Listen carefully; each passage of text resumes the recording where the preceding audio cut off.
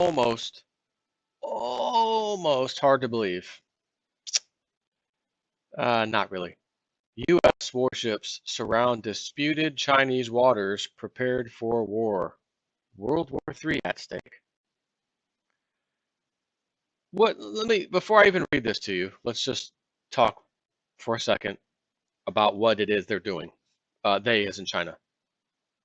China has decided down in the South Sea, their ocean, we want to make these man-made islands, and we will call them our own since we're making them, piling in tons of dirt, sand, etc. We're going to make these islands, and we're going to make this a piece of China remotely, but it'll be a piece of China. So we're going to dump all this sand, create artificial islands. We're going to put bases and buildings and all kinds of stuff on there, whatever. And that's what we're going to do. Keep in mind, where's China at in relation to the United States? Oh, the complete opposite side, pretty much identically away, halfway around the earth, exactly away from us. So if anyone's going to send some warships and military down there, don't you think it'd be the neighbors? Hey, China, what are you doing down there? We're not doing that. Why do you have the right to do that? We don't like that. Because we're immediately affected by that. Kind of like Russia says to us, why are you putting in missile defense stuff in our backyard in your so-called allies, and you're getting closer and closer and closer to us? We don't like that. Right. Russia doesn't like that. Russia is saying to its neighbors, why are you allowing the U.S. to put in this missile defense shield within your borders when you know it's going to piss us off? We know why the U.S. is putting those there. Okay? So naturally, we're talking about an area in which, once again, in that same example with Russia, why the hell is the United States putting stuff over there? Why are we getting involved? Have we always gotten involved in every freaking thing known to mankind that can easily escalate into bigger wars, overthrow of governments for the sake of removing a dictatorship? And I'm going to say one thing before I read this. I just read, this is amazing. It was so amazing. I said, I think I might do a video on this. And then I just decided I'm not going to. So I'll give you the quick summary, very quick. There's a famous Iraqi citizen, a man, that used to work on, I think, motorcycles. And Saddam Hussein and his entourage, if you will, that's the guy who fixes he always fixes their motorcycles. But he said, this guy's definitely a dictator. There's no question about it. And when they America stormed Iraq, and remember the famous statue falling down, and then it shows the Iraqi flag. The American troops, he said, were putting their flag, the American flag, on there. When I ran out and said, no, this is for Iraq. Thank you guys. This is for Iraq, though. Put our flag up there, please. And they did. All these photos, you've seen them all. The statue tumbling, the guy was there. He ran out there to help. You know what he said the other day? Which is saddening and sickening. I wish Saddam Hussein was back in power due to how the U.S. has left us and what they've been doing. I wish Saddam Hussein was back in power. He's dead, of course. The man who ran out, helped topple the statue, put our flag up for our country, because this is for us, what you guys are doing to liberate us, right? Like we tell the world, we're liberating you. Put this flag up. You got it, buddy. Yes, got rid of that dictator. He now wants the dictator back. If that is not telling in and of itself, then none of these videos I've ever done, 2,000 something videos I've done over the last 6 years or whatever, mean anything. So without further ado, let me give you another example of the U.S. sticking its military force in someone's face. And this is no little Iraq, Afghanistan, Yemen, Libya, Clinton. We came, we saw, he died. Yeah, I bet she'd be a real good president. This is China. Over 1 billion people. And their close ally, Russia. U.S. warships surround disputed Chinese waters, prepared for war. World War III at stake. Territorial disputes are a delicate thing and potentially deadly as well. That's why the U.S. is backing up its positions with an ever-increasing presence of warships in the South Sea. China is very touchy about these territories and unwilling to give up what they perceive as their waters, even as a UN, United Nations, tribunal just denied their claims and strengthened the U.S. hand. Now, hold on, the UN, United Nations, seems like a formidable, friendly entity. Google, who created the United Nations? The name United Nations, coined by United States President Franklin D. Roosevelt, was first used in the declarations by the United Nations of January 1st, 1942, during the Second World War, when representatives of 26 nations pledged their governments to continue fighting together against the Axis powers. So, without getting into it, I already know the answer to this. Essentially, because remember, it was called the League of Nations first. Then it became the United Nations. We, America, we created it. So when you hear a story that says even the United Nations Tribunal just denied their claims and strengthened the U.S. hand, it's no different than saying even as a U.S. tribunal just denied their claims and strengthened the U.S. hand. It's nonsense. It's like my father saying, "Yeah, this bully that's messing with you, Joe, denied him everything he ever wanted. I stand by my son." Well, first of all, how do you know that guy's a bully? Because my dad said so, the United Nations. And second, we're related. Isn't that kind of a conflict of interest? I mean, we're the same family. This guy's an outsider. Of course, you're going to find in my favor. Point being, this nonsense. Indeed, the entire situation is combustible and very dangerous, which, by the way, this is from Zero Hedge today, the 17th, which you'll see tomorrow morning. In a congressional hearing on Wednesday, former Director of National Intelligence and retired Navy Admiral Dennis Blair told the panel that the United States should be prepared to use military force to oppose Chinese aggression in the South Sea. And I've got to stop and interject already. Gerald Celente has been screaming this for years. Absolute fantastic trends forecaster, as you know. And I've picked up on this myself over the years. And it's easy to see that when the government and the financial system is about to be shown for the absolute fraud that it is, lies, fake numbers, fake unemployment, fake jobless, fake everything, bailout, another bailout, quantitative easing 1, quantitative easing 2, quantitative easing 3, garbage mortgage buyback to the Federal Reserve government, which is 50 billion, or was it up to 80 billion? Remember those days? We're going to buy back $80 billion every single month, mortgage buyback. In other words, trash, garbage asset buyback at full face value. We'll take it all. And then when you argue to someone, well, yeah, but why did they bail the banks out? Yeah, but the banks paid it back. They did pay it back. They said everything's been paid back. Well, that's funny. How the hell did we get from $9 trillion and 8 years later we're at 19.3 trillion? If everything's paid back and everything's good, how did that happen? Where did that money come from and go? And why is the Federal Reserve still sitting on $4.5 trillion on its balance sheet? That's where some of that money must have gone. Well, that's the garbage assets they've been purchasing, essentially, you could say. So what do they always do? They, as in governments, in this case ours, what do they always, always, always do when that reality has to be faced and it's not looking good and they can't hide it anymore? They take you to war. Every time. There's a boogeyman ready to go every time. So is it any coincidence right now that we have ISIS and we've got now Black Lives Matter, being called terrorist groups, and they're attacking cops, and now we have that to deal with.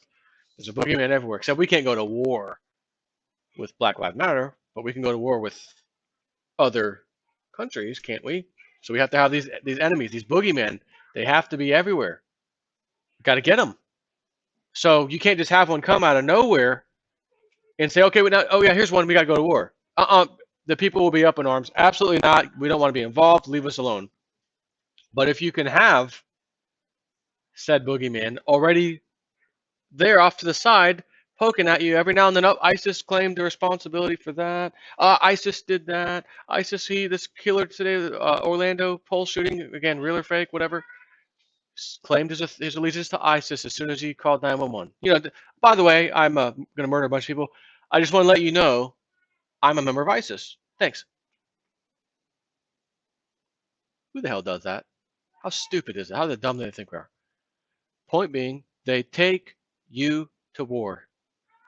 So is it any shock to me to real this high-level guy, Navy, National Intelligence and retired Navy Admiral Dennis Blair, told the panel that the United States should be prepared to use military force to oppose Chinese aggression in the South China Sea. Is that aggression? Building up islands isn't exactly aggression to anybody, technically speaking. You take the planes out of there and fly over countries and start bombing them or liberating their countrymen from their dictator, and then having them several years later say, you know what, thanks for liberating us, but we want our old dictator back. Oh man, is that a smash right in your face. The man who's responsible for helping topple the Saddam statue. Worldwide most viewed picture of all time back then. Now wants his dictator man back who's killed. Can't bring him back from the dead. We already have enough zombies walking around this country, to tell you the truth. But that would be in Iraq. So, quote, I think we need to have some specific lines and then encourage China to compromise on some of its objectives, Blair, who headed the U.S. Pacific Command while in the Navy, said in the hearing. So you have a warmonger telling your Congress we need to go to war. That's what warmongers do. And warmongers are warmongers because they were handpicked by top down, executive branch, president, picks his guy, picks that guy, this guy's appointed, that guy's appointed, and they all toe the line. Whatever they want, whatever they need, and what they need now is global war. They got a lot of debt. The world, every single country, has paper money backed by nothing. We used to back it by gold. We back it by nothing. Not just us, the whole world. And like us, the whole world is in debt up to its eyeballs. So if they have to reset this whole thing, there's going to be a lot of unhappy citizens. And if you think the jobless situation's bad now, it's going to get a whole lot worse. However, and I made this claim before, and I'll make it again. You remember the law they recently passed? All women can now join any part of the military. No strings attached like before there were. Nope. Sign right up. Pick up a gun and fight for us. Any position you want. Take it. Why would they do that if there's not a plan for war in the near future? Unless there is a plan for war in the near future.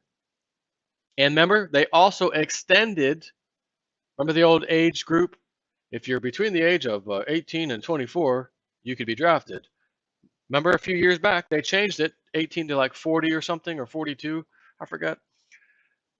Again, they do all this stuff in advance. All you have to do is pay attention to it, remember it, and you will see the pattern. They're gearing you up for war. And now they're going to have your women fighting and dying for some nonsensical cause. They'll show you some crap on TV that'll get you riled up. CNN, breaking news, they just slaughtered an innocent woman. It'll get you all up crazy. Let's go. Like after 9/11, the recruiters' offices were slammed packed, full of young kids. I want to go kick some ass for what they did in my country. They got you again. And they're going to get you again. We're just waiting for the right event to happen, and it will take place. And they'll say, okay, this time we have men and women. And remember the jobless problem we have right now? These fudged numbers they've been giving us, which are horrible. When you look at the real numbers, they're horrible. What that means, wait a minute, we can deal with the unemployment problem. If World War III starts, we're never going to have it. The jobless issue will be a non-issue in a hurry because so many young bucks and women will die in the war, and not just here, but across the world. And while it's happening, they'll be employed. They'll have a job. You're going to work for the military. So you will have a job. Two birds with one stone. That's what's coming with the Imperial United States leading the way. And they're going to lead us off a freaking cliff into the abyss, which ends in World War III. The Admiral's recommendation came the day after a United Nations tribunal invalidated China's claim of territorial rights to nearly all of the waters in the South China Sea. Now, I'm going to just quickly pull up maps.google.com, and we're going to go type in South China Sea. I want to kind of take a little look at this whole area. You got Vietnam, you got the Philippines. I see Taiwan over there. And then even further south, you got Malaysia, got Cambodia over there too. Ho Chi Minh, the Ho Chi Minh Trail, the Ho Chi Minh City over there. So yeah, mostly Asian nations around there. And China is essentially saying we're going to create some islands down here and call this whole area ours. So you could certainly argue, who the hell does China think it is claiming this vast amount of space of ocean land theirs? Which would mean Vietnam, you can't come into our territory. Taiwan, you can't come into our territory. Philippines, you can't come into our territory, per se. So you can clearly say that there's a problem there. But my question is, who in the hell do we think we are after our absolutely horrible, terrible, worse than terrible track record of liberating countries and leaving them in absolute ruins where warlords and dictators, worse than the original dictator, take over? Because if that's how this ends, why are we even over there? And guess who's going to pay for it? Guess who's going to pay for that? That would be you and me. And then our $19.3 trillion debt will quickly turn to 20, 25, 30 trillion, like that. See, we went 8 years before our debt doubled from 9 trillion to 18 is doubling. It's now 19.3, so it's more than doubled. You might venture and say we could double our debt in 40 years if we're not careful.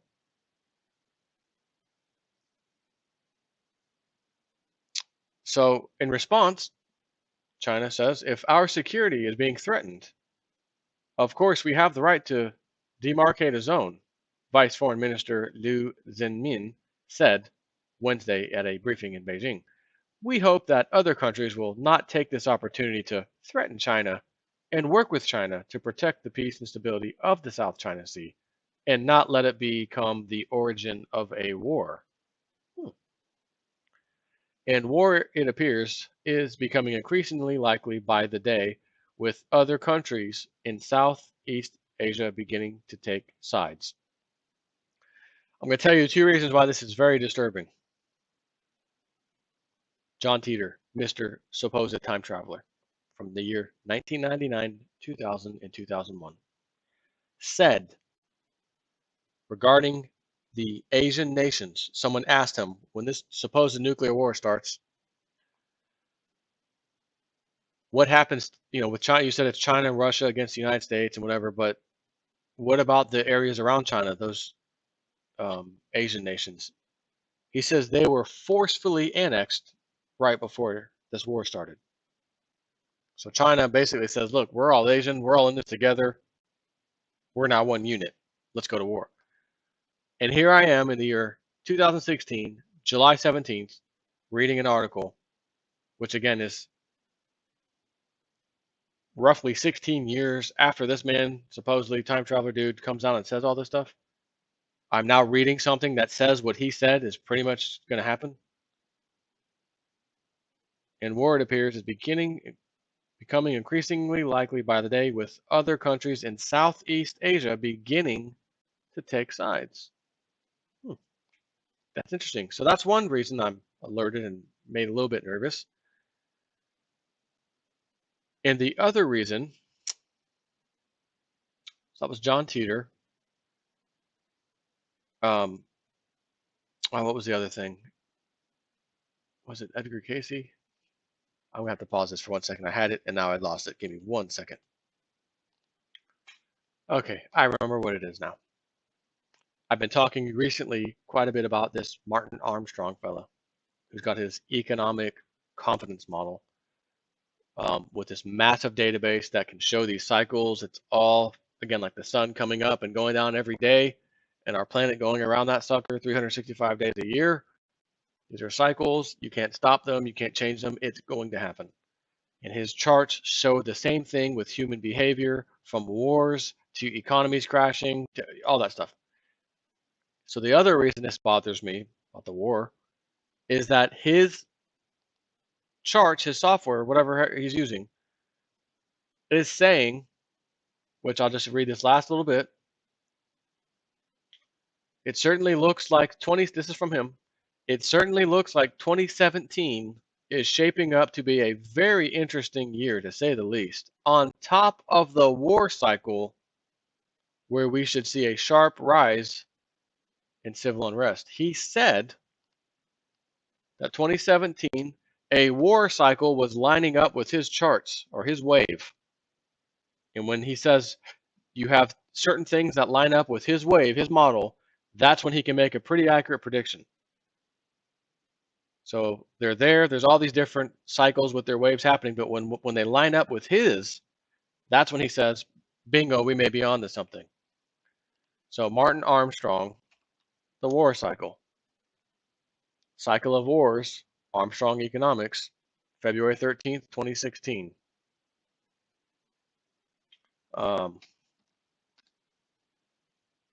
Secession in the Winds, Texas and Catalonia. That was 2015.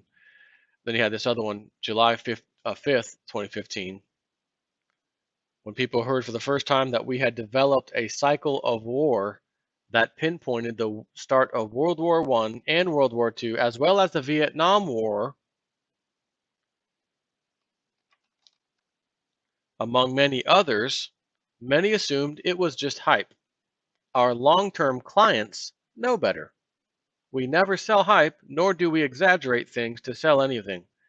We are probably the best funded forecasting firm in the world and have always been so. We do not have to engage in wild claims like, gee, if you bought this subscription for just $49.95, you could have made $1 million. Such advertising claims gives you less than what you pay for. Our cycle of war turned in 2014, and since then the Cold War has returned and civil unrest continues to rise. Police shootings, Black Lives Matters, anyone? Speaking of civil unrest continuing to rise.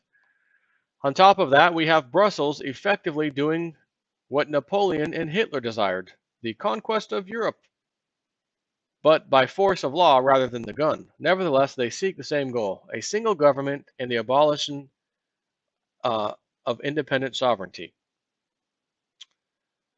So anyways, this is an article actually from, we just posted, July 5th, yeah, this is the one that was from July 5th, 2015. He's got his little chart here, copyright 1998, 1985, and 1979. He's got the same little chart.